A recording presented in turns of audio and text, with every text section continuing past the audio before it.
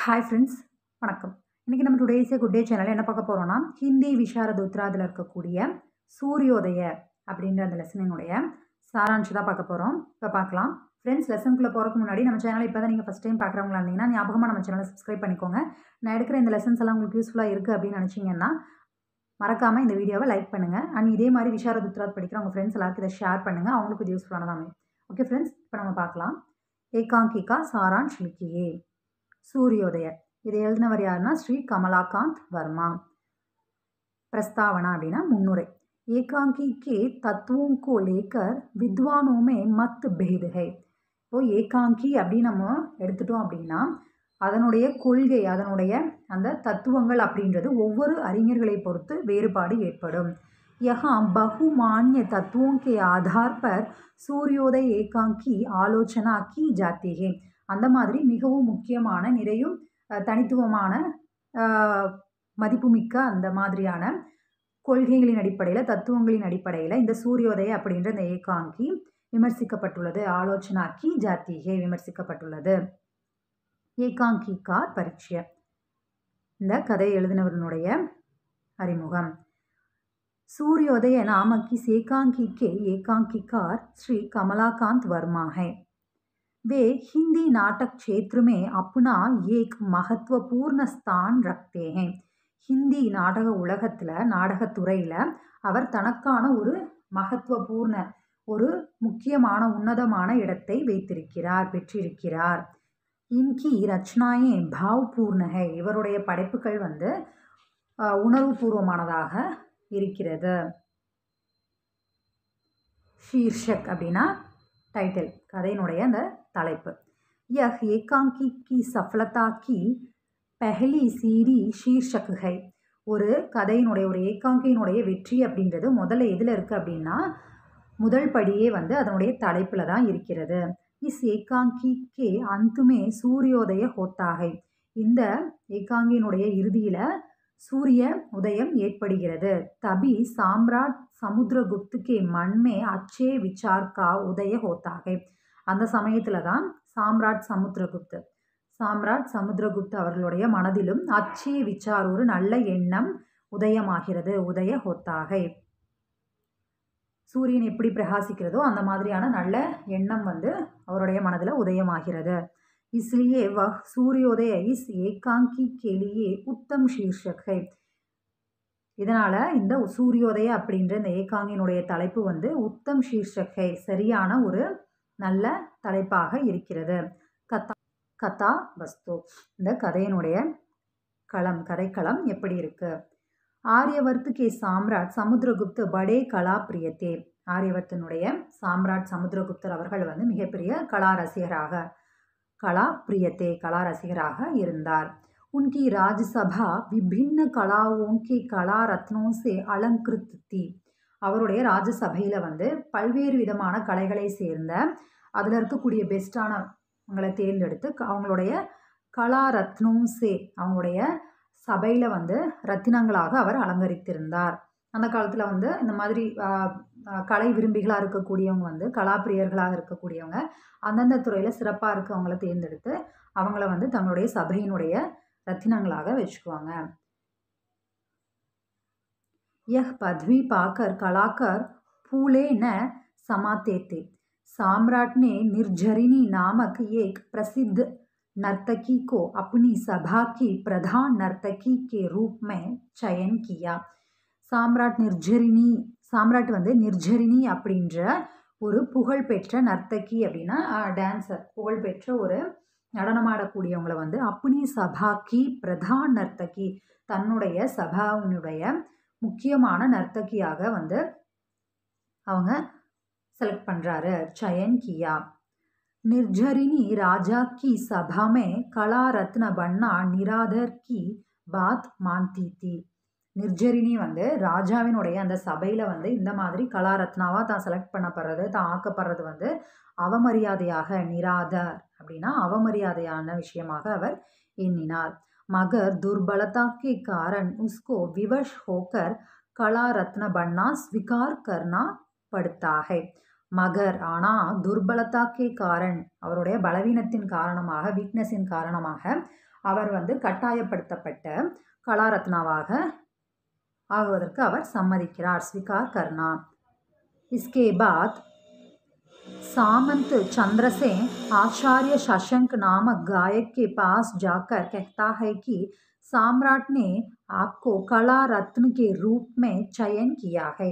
இதுக்கப்புறம் வந்து சாமந்த் சந்திரசேன் அப்படின்றவர் அதாவது அவருடைய சபையில் இருக்கக்கூடியவர் நம்ம சாம்ராட் பார்த்தோம் இல்லையா சமுத்திரகுப்தா அவருடைய சபையில் இருக்கக்கூடிய அந்த அமைச்சரில் வந்து ஆச்சாரிய சஷங்க் அப்படின்ற பெயர் கொண்ட ஒரு மிகப்பெரிய ஒரு நல்ல பாடல் பாடக்கூடியவர்கிட்ட போய் சொல்கிறாங்க. இந்த மாதிரி அரசர் வந்து உங்களை அவருடைய கலாரத்னாவாக தேர்ந்தெடுத்திருக்கிறார் அப்படின்னு சொல்கிறாரு. शशांक का विचार था कि कला की साधना ஈஸ்வரத்துவ की चरम ஆராதனா है. ஆனால் சஷாங்க் அவருடைய எண்ணம் எப்படி இருக்குது அப்படின்னா கலா கி சாதனா ஈஸ்வரத்வாக்கி கலையினுடைய அந்த அம்சம் கலை வடிவம் அப்படின்றது கடவுளுக்குரியது. ஈஸ்வரத்துவ கி சரம் ஆராதனா கடவுளை ஆராதிக்க மட்டுமே கடவுளை பூஜிக்க மட்டுமே அது செயல்பட வேண்டும் அது இருக்க வேண்டும் கலை அப்படின்றது கடவுளுக்காக மட்டுமே அப்படின்னு அவர் நினைக்கிறாரு. इसलिए वे कला रत्न बनने से साफ इनकार कर देते हैं. அதனால் அவர் இந்த கலாரத்னாவாக தான் தேர்ந்தெடுக்கப்பட்டதை வந்து சாஃப் இன்கார் ரொம்ப தெளிவாக வந்து மறுத்து விட்டார்.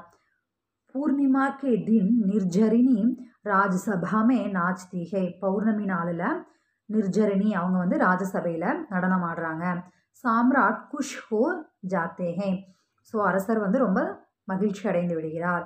உசி சமய ஆச்சாரிய சஷங்க் கைது கர்க்கே ராஜ்சபாமே லாயே ஜாத்தே ஹே. அந்த சமயத்தில் ஆச்சாரிய சஷங்க் அப்படின்றவரை அவர் வந்து ஒத்துக்கல இல்லையா இந்த மாதிரி கலாரத்னாவாக இருப்பதற்கு அவர் ஒத்துக்கொள்ளலை. ஸோ வந்து அவரை கைது பண்ணி சபையில் கூட்டிகிட்டு வராங்க. वे निडरता से कला रत्न बनने से इनकार करते हैं और उनको मृत्यु दंड दिया जाता है. அவர் வந்து நிடர்த்தா அப்படின்னா பயம் இல்லாமல் அச்சம் இல்லாமல் நான் வந்து கலாரத்னாவாக இருக்க முடியாது அப்படின்னு சொல்லி அதை மறுத்துறாரு அவர். ஸோ என்ன ஆகுது அப்படின்னா அதற்காக அவருக்கு மரண தண்டனை மிருத்யு தண்டு அப்படின்னா மரண தண்டனை விதிக்கப்படுது. शशांक की निडरता से प्रभावित होकर निर्जरिनी अपनी पदवी को त्याग देती है.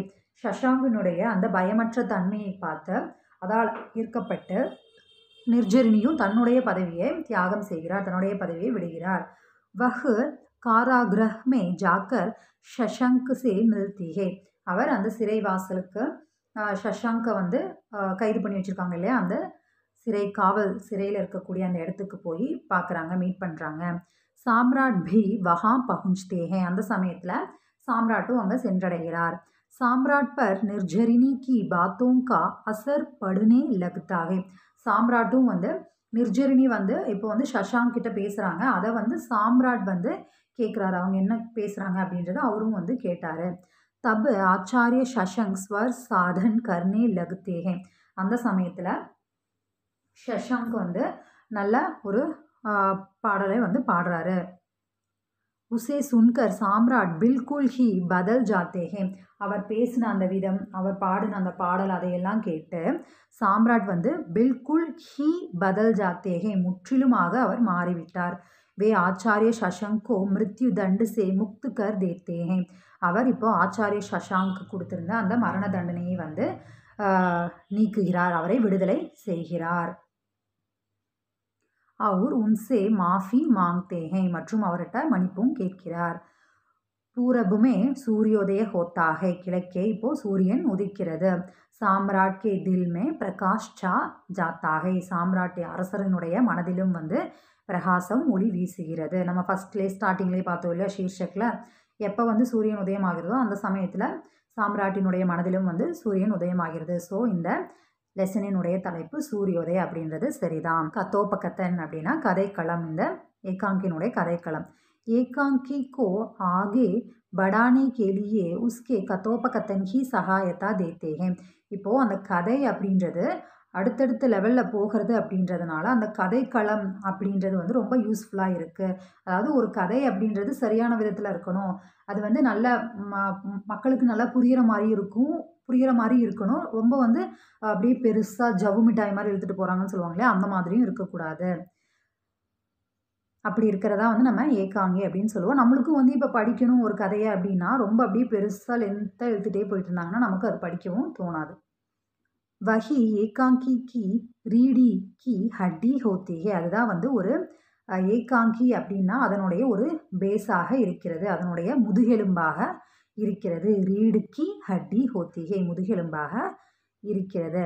அகர் கத்தோபகத்தன் லம்பே ஹூத்தோ பாட்டக்கு ஊப் ஜாயேங்கே, அது இல்லாமல் அந்த கதைக்களம் வந்து ரொம்ப பெருசாக போயிட்டே இருந்தது அப்படின்னா, நம்ம இதை தான் சொன்னோம் முன்னாடியே, கதை அப்படின்றது அடுத்தடுத்து லெவல் சீக்கிரமாக அப்படியே அடுத்தடுத்து போயிட்டே இருக்கணும், அடுத்ததை நோக்கி முன்னேறி போகணும். அது இல்லாமல் ஒரே இடத்துல நிலையாக இருந்து ஸ்டேவாக இருந்து அப்படியே அந்த கதை இழுத்துட்டே இருந்ததுன்னா அது வந்து படிக்கிறவங்களுக்கு ஒரு சோர்வை தான் கொடுக்கும். அதை தான் சொல்கிறாங்க. அகர் கத்தோபகத்தன் லம்பே ஹோத்தோ பாட்டக் ஊப் ஜாயேங்கே, ஒரு சோர்வை கொடுத்து விடும், அவங்களுக்கு படிக்கிறக்கே ஒரு இன்ட்ரெஸ்ட் இல்லாமல் போயிடும். இஸ் ஏகாங்கி கே கத்தோபகத்தன் சுந்தர் और ஆகர்ஷக் है, இந்த ஏகாங்கினுடைய கதைக்களம் அப்படின்றது ரொம்ப அழகானதாகவும் கவரக்கூடியதாகவும் இருக்கிறது, ஈர்க்கக்கூடியதாகவும் இருக்கிறது. मिसाल के तौर पर देखिए, उदाहरणத்துக்கு இது பார்க்கலாம். मुझे ईश्वर से ही पूछना है, उसका प्रतिनिधित्व अधिक कौन कर सकता है? निर्माण निर्माण करने वाला कलाकार या विनाश करने वाला सम्राट शशांक? अपराध बड़ा होता है पर क्षमा उससे भी बड़ी हो सकती है. இது வந்து நிர்ஜரனி அவங்க வந்து அந்த சஷாங்க் கிட்ட பேசிட்டு இருப்பாங்க இல்லையா, அப்போ வந்து கடவுள்கிட்ட வந்து நான் கேட்பேன், இந்த மாதிரி வந்து யார் வந்து பெரியவங்க, கலையை வடிவமைக்கக்கூடியவங்களா, கலையில் இருக்கக்கூடியவங்களா, இல்லை மாதிரி இந்த மாதிரி ஒரு அழிவை ஏற்படுத்தக்கூடிய சாம்ராட்டா அப்படின்றத கேட்பேன் அப்படின்னு சொல்கிறாங்க. இந்த மாதிரியான விஷயங்கள் எல்லாம் கதையை வந்து அடுத்தடுத்து முன்னோக்கி எடுத்து செல்கிறது. பாத்திர சித்திரன், பாத்திர வடிவமைப்பு எப்படி இருக்கு, கேரக்டர். हिंदी एकांकी नाटकों में 2 प्रकार के पात्र पाए जाते हैं. ஹிந்தியில் ஏகாங்கியில் வந்து நாடகத்தில் முக்கிய 2 பாத்திரங்கள் வருகிறது. முக்கிய பாத்திர கவுன் பாத்திர. முக்கிய பாத்திர அப்படின்னா முக்கியமான அந்த கதையினுடைய ஹீரோ ஹீரோயின், கவுன் பாத்திர அப்படின்னா துணை கதாபாத்திரங்கள். इस एकांकी में भी मुख्य और गौण पात्रों का चित्रण उचित ढंग से किया गया है. இந்த ஏகாங்கியிலும் வந்து முக்கிய மற்றும் கவுன் பாத்திரங்கள் சித்ரன் உச்சித் டங்கு, சரியான முறையில் வந்து அவங்களுடைய கதை வந்து வடிவமைக்கப்பட்டுள்ளது, அந்த பர்சன்ஸ் வந்து வடிவமைக்கப்பட்டிருக்காங்க. एकांकीकार ने अपनी प्रतिभापूर्ण शैली से सभी पात्रों को सजीव बनाया है. ஏகாங்கிக்கார் இதை எழுதினவர் வந்து அவருடைய அந்த ஈர்க்கக்கூடிய வகையில் அவர் எழுதுகின்ற அந்த விதத்தின் மூலியமாக, அந்த அவருடைய ஸ்டைல், அந்த நடையின் மூலியமாக இந்த இதில் இருக்கக்கூடிய அந்த கதாபாத்திரங்களை வந்து உயிரோட்டம் உள்ளதாக வடிவமைத்திருக்கிறார். இஸ் ஏகாங்கி கே முக்கிய பாத்திரங்கள், இந்த ஏகாங்கியில் முக்கியமான கதாபாத்திரங்கள் நிர்ஜரினி, ஆச்சாரிய சஷாங்க், சாம்ராட் சமுத்திரகுப்த், சாமந்த் சந்திரசேன். இஸ் ஏகாங்கி கே கவுன் பாத்திர, இதனுடைய துணை கதாபாத்திரங்கள் மஞ்சரி और ஜல்தர். பாஷா சைலி, இந்த மொழி நடை எப்படி வந்து உபயோகப்படுத்தப்பட்டிருக்கு. उत्तम भाषा शैली के कारण ही एक एकांकी सफल होता है. உத்தம் பாஷா அப்படின்னா சரியான அந்த லாங்குவேஜில் சரியான மொழி நடை இருந்தால் தான் வந்து அந்த கதையினுடைய வெற்றி அப்படின்றது இருக்கிறது. இஸ் ஏகாங்கி கி பாஷா சைலி சரள் சஹஜ் और ஸ்பஷ்ட் है. இந்த ஏகாங்கியினுடைய லாங்குவேஜ், அந்த மொழி நடை அது வந்து எப்படி இருக்குன்னா சரள், மிகவும் எளிமையானதாக, சஹஜ் और ஸ்பஷ்ட், ரொம்ப தெளிவானதாக, எளிமையானதாக, ரொம்ப சரியாக நம்மளால் ஈஸியாக புரிந்து கொள்ளக்கூடியதாக அது இருக்கிறது. பாஷா சைலி பாத்ரோச்சித் और பிரபாவபூர்ண है. அந்த கதையினுடைய அந்த அவங்க யூஸ் பண்ணியிருக்கிற அந்த லாங்குவேஜ், அது ஸ்டைல் வந்து அந்த மொழி நடை வந்து ரொம்ப ஈர்க்கக்கூடியதாக அந்த விதத்தில் இது வடிவமைக்கப்பட்டிருக்கிறது. தேஷ் கால் வாத்தாவரன், அதாவது அந்த நாடு, அந்த நடந்த சமயம், அந்த சுச்சுவேஷன், சூழ்நிலை. एकांकीकार को कथा के घटने के काल, स्थान, वातावरण आदि का वर्णन खूब करना चाहिए, जिससे पाठकों के मन में एक चित्र खींच उठे और नाटक को समझना आसान हो। இப்போது ஏகாங்கிக்கார் இந்த கதையை எழுதினவர் வந்து கதை அந்த நடந்த அந்த அந்த காலத்தையும் ஸ்தான் அந்த இடத்தையும் வாத்தாவரண் அந்த சுச்சுவேஷனையும் ஆதிக்கா வர்ணன் கூபு கர்னா சாகி அதை எல்லாமே வந்து நல்ல முறையில் சொல்லணும், நல்ல முறையில் மற்றவங்களுக்கு புரிய வச்சிருக்காரு. ஜிசுசே பாட்டகோங்கே மண்மே அதனால் படிக்கிறவங்களுடைய மனதில் அந்த நடக்கின்ற அந்த நிகழ்வு அந்த சமயம் அதெல்லாம் வந்து நம்ம கண் முன்னாடியே நடக்கிற மாதிரி ஒரு சித்திரம் மாதிரி இது பாய்ச்சப்படுகிறது.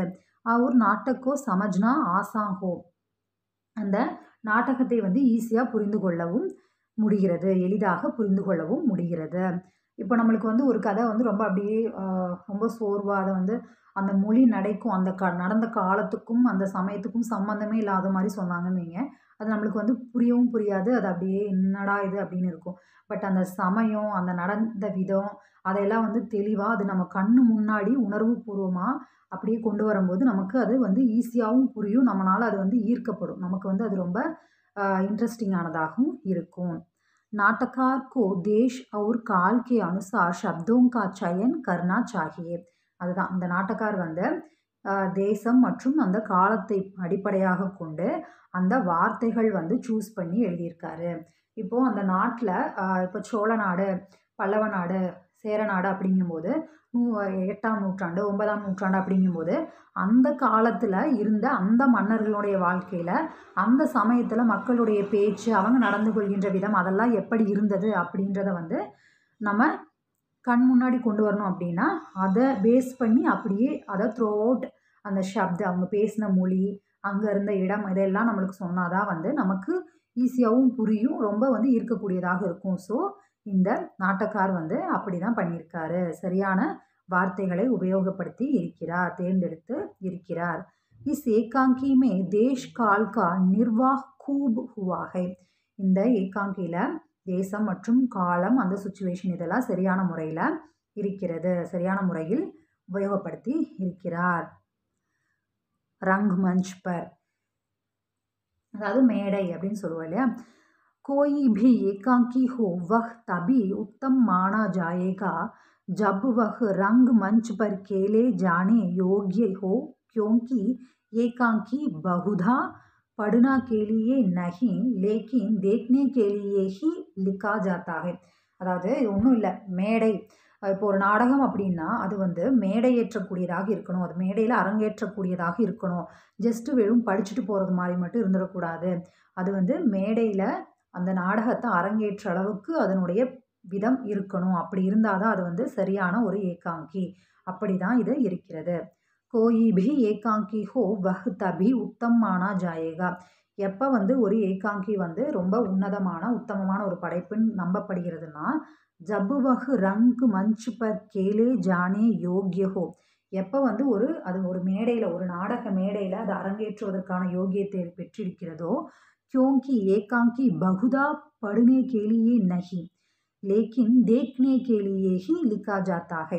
என்னன்னா வெறும் அது படிக்கிறதுக்காக மட்டும் அந்த நாடகம் இருக்கக்கூடாது. அந்த நாடகத்தை இப்போ நம்ம ஒரு மேடையில் அரங்கேற்றணும் அப்படின்னு நினச்சா அது அரங்கேற்றவும் செய்யணும். அந்த அளவுக்கு வந்து அது இருக்கணும். அப்போ தான் வந்து அது ஒரு சரியான ஏகாங்கியாக இருக்க முடியும். सूर्योदय नामक यह एकांकी रंग मंच पर आसानी से खेला जा सकता है. சூரியோதய அப்படின்ற இந்த ஏகாங்கியை வந்து அதே மாதிரி மேடையில் வந்து அரங்கேற்றம் செய்ய முடியும், ஈஸியாக செய்ய முடியும். சரம் சீமா அதனுடைய அந்த கிளைமேக்ஸ் அந்த எண்டிங் போர்ஷன் அதெல்லாம் வந்து சொல்லுவோம். ஏகாங்கி की गति में जिस जगह पर एक नया मोड़ आता है उसी को हम चरम सीमा कहते हैं. அதாவது ஏகாங்கியினுடைய அந்த கதையினுடைய அந்த வஸ்துவில் எந்த இடத்துல வந்து நயா மூடு ஆத்தாகி ஒரு புதிய திருப்பம் ஏற்படுகிறதோ அதுதான் வந்து நமக்கு ஒரு சரம் சீமா, அதுதான் அதனுடைய எண்டிங்காக இருக்கிறது. சரம் சீமா பகுத் படி ஹோ தோ பாட்டக் ஊப் ஜாயேங்கே இஸ் ஏகாங்கி கி சரம் சீமா நியமோ கி சீமா கே அந்தர் ஹை. சரம் சீமா பகுத் படி ஹோ தோ அப்படியே அந்த எண்டிங் வந்து ரொம்ப அப்படியே இழுத்துக்கிட்டே போகுது. ஒரு கதை அப்படின்னா சட்டுன்னு இதுதான் அப்படின்றத அந்த எண்டிங் இருக்கணும். அப்படி இல்லாமல் போச்சு அப்படின்னா இதை படிக்கக்கூடியவங்களுக்கு வந்து ஒரு சோர்வு ஏற்பட்டுவிடும். இஸ் ஏகாங்கி கி சரம் சீமா நியமோ கி சீமா. இந்த ஏகாங்கினுடைய அந்த எண்டிங் போர்ஷன் வந்து சரியான ரூல்ஸ் படி தான் இருக்கிறது. மகர் கல்பனா கி சீமா கே பாகர் ஹை. ஆனால் கற்பனைக்கு அப்பாற்பட்டதாக இருக்கிறது. சீமா கே பாகர், கற்பனைக்கு அப்பாற்பட்டதாக அது இருக்கிறது. உத்தேஷ்ய, இதனுடைய நோக்கம். कलाकारों की कला ईश्वर को अर्पणा करने के लिए है, मनुष्य के मन बहलाव के लिए नहीं. கலை கலை அந்த கலையில் இருக்கக்கூடியவங்க, இது டான்ஸராக இருக்கட்டும், அந்த மாதிரி பரதநாட்டியம், அந்த மாதிரி பாடல், இந்த மாதிரி எந்த கலையாக இருந்தாலும், உலகத்தில் இருக்கக்கூடிய எந்த கலைகளாக இருந்தாலும் அது எல்லாமே கடவுளுக்கு அர்ப்பணம் செய்யப்பட வேண்டியது. மனுஷ்யக்கே மண் பெஹ்லாவ் கேலியே நகி. மனிதனை வந்து மனதை வந்து என்டர்டெயின் பண்ணுறதுக்காக அது கிடையாது. மனிதனுடைய பொழுதுபோக்குக்கான விஷயம் அல்ல. யஹி சாபித் கர்னா இஸ் ஏகாங்கி கா உத்தேஷ்ய ஹை. இதை நிரூபிப்பது தான் இந்த ஏகாங்கியினுடைய உத்தேசியமாகும், நோக்கமாகும். உபசங்கார், முடிவுரை. சூரியோதய சஃபல் ஏகாங்கி ஹை. சூரியோதய அப்படின்ற இந்த ஏகாங்கி ஒரு வெற்றிகரமான ஒரு ஏகாங்கி ஆகும். ஸ்ரீ கமலாகாந்த் வர்மா மகா லேகக் ஹை. ஸ்ரீ கமலாகாந்த் வர்மா அப்படின்றவர் ஒரு உன்னதமான ஒரு மகா எழுத்தாளர் ஆவார். ஓகே ஃப்ரெண்ட்ஸ், நான் எடுத்த இந்த சாராம்சம் உங்களுக்கு புரிஞ்சிருந்ததுன்னா இந்த வீடியோவை லைக் பண்ணுங்கள். இதே மாதிரி விஷாரத் உத்ராத் படிக்கிறவங்க ஃப்ரெண்ட்ஸ் எல்லாருக்கும் இதை ஷேர் பண்ணுங்கள். அண்ட் ஞாபகமாக நீங்களும் நம்ம சேனலை சப்ஸ்கிரைப் பண்ணிக்கோங்க. இதில் இருக்கிற ப்ளஸ் ஆர் மைனஸ் என்ன, உங்களுக்கு நான் எடுத்த விதம் பிடிச்சிருக்கு அப்படின்னு நினச்சிங்கன்னா அதையும் எனக்கு கமெண்ட் பண்ணுங்கள். அதுவும் எனக்கு மோட்டிவேட்டிங் ஆகும். ஓகே ஃப்ரெண்ட்ஸ், பாய்.